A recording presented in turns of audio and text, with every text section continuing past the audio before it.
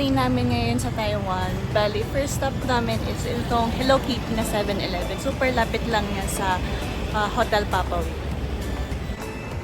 Ito yung itsura niya guys sa labas. Sobrang cute. Labas pa lang marami na tayong pictures.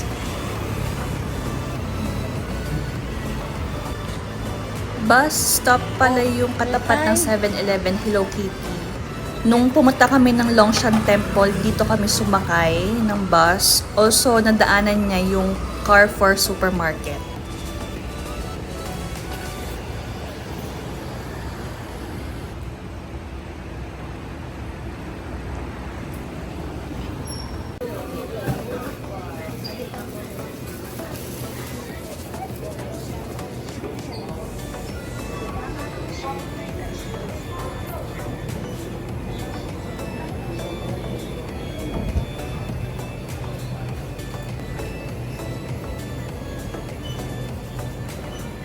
Maghahanap tayo ng breakfast natin.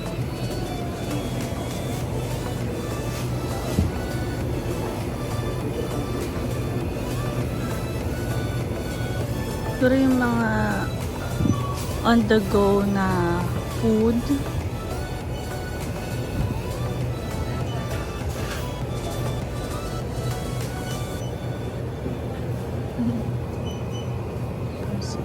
Mga nuts. Ang daming choices dito guys. Parang lahat gusto kong kainin. Pero syempre, di ba, kukunin lang natin yung mauubos natin. Coffee. Bili tayo ng coffee.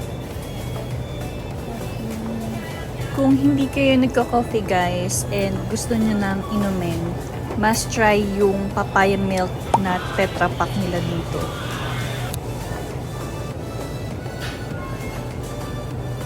Let's try this. And then food.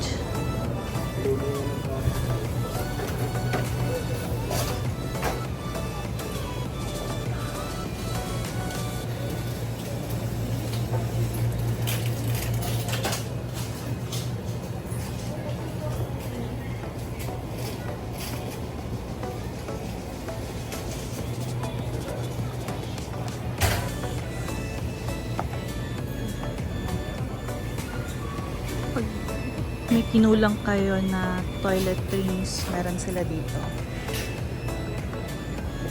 Super lapit lang ito sa Hotel Papawin.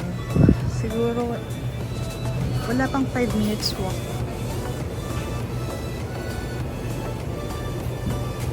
Siguro tinapay na lang.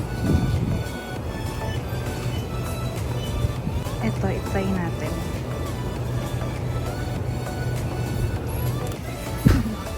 Okay, so naalala ko, lagi kaming pinapasalubungan ng tita ko ng Hello Kitty nung mga bata pa kami. I-try din natin to. Kaso parang hindi siya Taiwanese product. Parang Korean. Ito yung mga cards, MRT cards. Yung may mga yung logo ng EasyCard ito. Pili tayo ng design. Si Doraemon, kunin natin.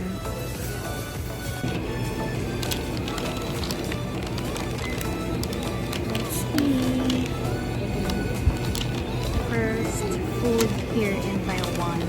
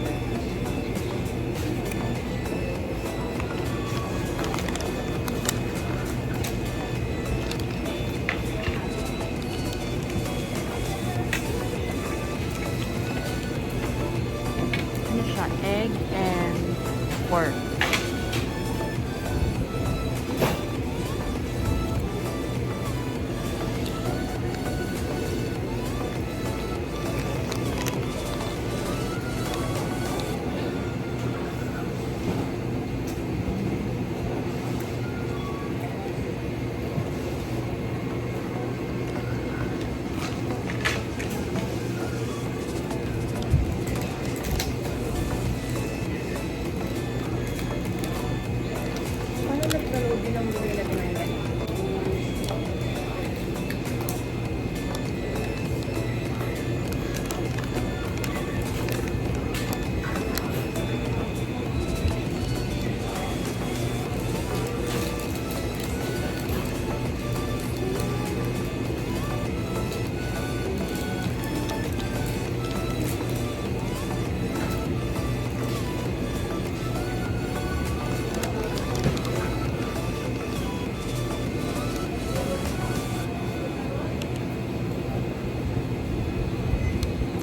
Kung hindi kayo palaging kumakain ng breakfast, okay to.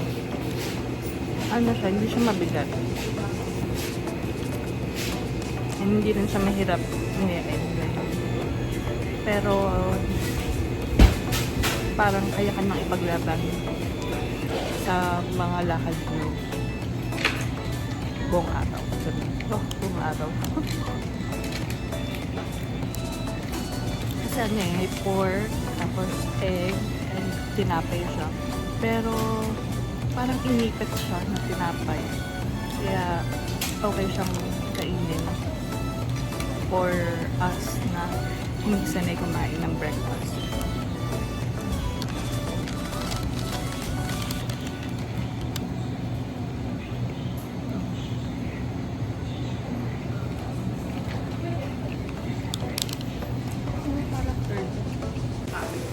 Nakakatuwa guys, no, yung mga ganitong themed na 7-Eleven. Ang cute, ang ganda, ang sarap sa eyes. Hindi lang yung mga tiyan natin yung nabubusog, pati yung mga mata natin. Na-appreciate ko talaga yung mga ganitong art.